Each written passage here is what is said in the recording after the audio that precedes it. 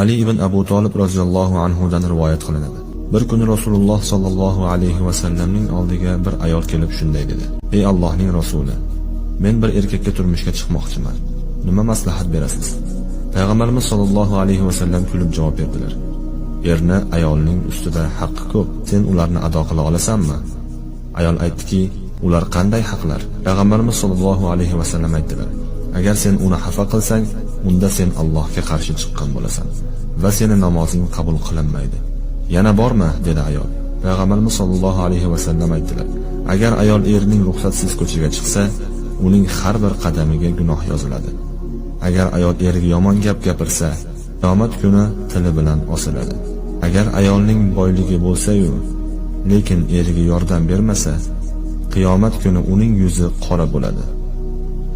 Agar ayol erining molidan o'g'irlab, uni boshqasiga bersa va kechirim so'rab tavba qilmasa, Alloh uning zakotini va sadaqasini qabul qilmaydi. Ayollardan birontasi erini so'ksa yoki unga qarshi so'z aytsa, jahannamda tilidan osiladi." Bu so'zlarni ayol eshitgandan keyin aytdiki: "Ey Allohning rasuli, shu kungacha men turmushga chiqmadim.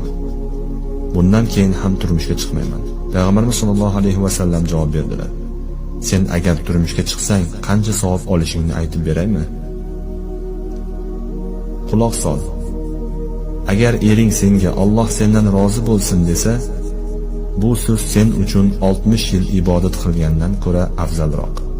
Agar sen unga bir qultum suv beradigan bo'lsang, bu ish sen uchun bir oy roza tutgandan afzalroq.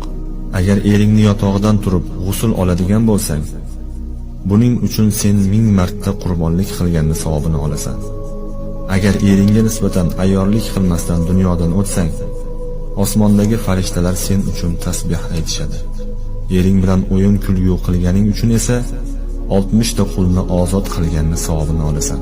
Agar eringni molini himoya qilsang, uning qarindoshlariga yaxshi muomalada bo'lsang, 5 vaqt namozingni o'qisang va Ramazon ro'zasini tutsang, bu sen uchun 1000 marta Ka'bani tavof qilgandan afzalroq."